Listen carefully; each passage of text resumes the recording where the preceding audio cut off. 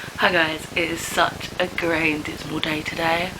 I kind of like it if I'm indoors, but I sort of need to do food shopping, so I don't know how that's going to happen. But today I'm here to do a double review, a 2-in-1 review for The Haunting of Hill House and The Haunting of Bly Manor.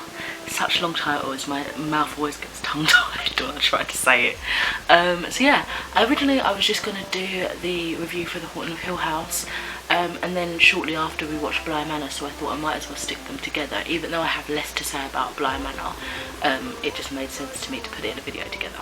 So, based on the classic book, which I've still yet to read, Stephen is investigating a ghost story for his latest novel, receiving a call that triggers a series of fatal events. From what I've heard in terms of book reviews, it seems like it's a very different plot, so I'd be interested to see how they compare and which one I favour generally when I eventually get to the book. But I will say straight off the bat, I really enjoyed the TV show and gave it 5 stars. We watched this over a course of like 3 nights and I felt so emotionally drained afterwards and after each episode, to be honest. I really enjoyed the past and present storytelling and how they kind of flitted back and forth between the two, particularly when it does bleed into a present kind of narrative, and how we see how the events that happened during the children's childhood in a Hill House affected their adult years and how they are as individuals, and when they come together there's quite a lot of hostility there. Random, I know, but I absolutely loved the voice of the mother. It was just such, you know, some people just have those voices that they could be talking about anything and it would just make you feel so calm and like, oh, it was beautiful. It was such a lovely voice, which is something so strange to say, but I kind of just had to throw that there out into the universe. She has an amazing voice, and I don't even mean singing voice, like just her regular talking voice. Well, I don't know if she put on an accent,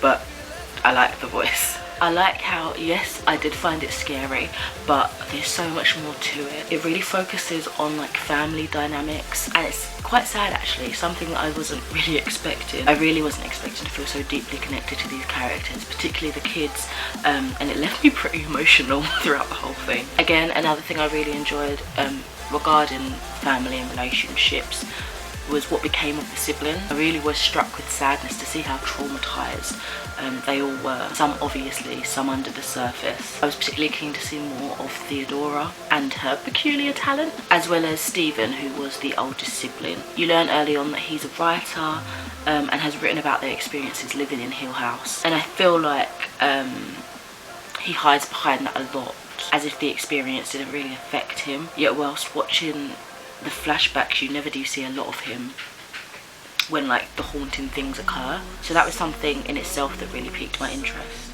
Now, oh no, her centered episodes, it just really broke my heart. I sobbed multiple times during episodes 6 and 7, I believe it was. They just, I feel like I really resonated with her as a character.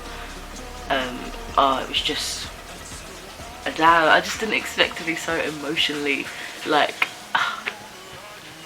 pained through this experience. I thought I was gonna get a scary horror straight off the bat, that's it, but it had so much depth for me. The cast, I feel, picked very well for the roles, even the kid actors, some really looking like their adult counterparts too, which helped with the overall effect. Sounds, the perfectly subtly dimming of the lights, the camera angling, especially like the use of continuous shots where it just felt like it was in one fluid movement. Oh my god.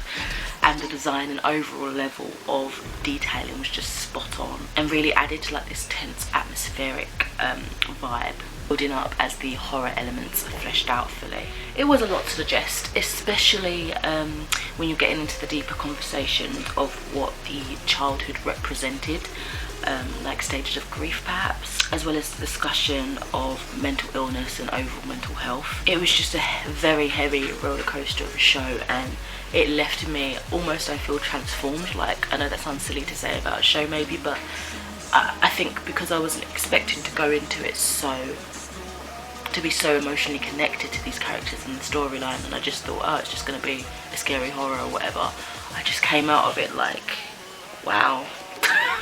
I didn't know, wow, it was just mind-blowing. I really did enjoy this. As I say, 5 stars. And then on to The Haunting of Bly Manor. Again, I don't really have an awful lot to say about this. I gave this one a 3 stars. Again, it's by the same directors of Hill House, and this one is more, it's described more as like a gothic romance. I was thrown off at first by some of the same actors used that were in Hill House, but they do it for American Horror Story and that works, so I just kind of like sucked it up and was like, okay, these are different characters now, just the same actors, it's fine, like whatever.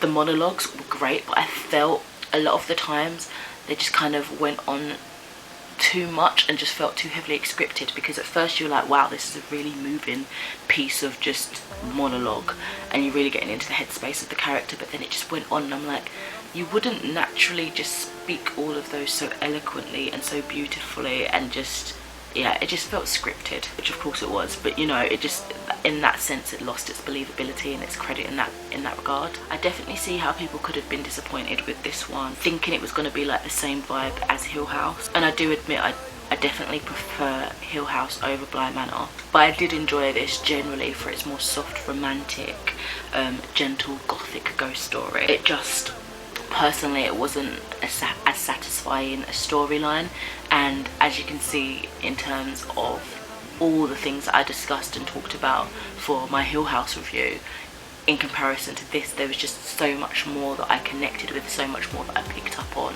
so much more that I just felt absorbed by.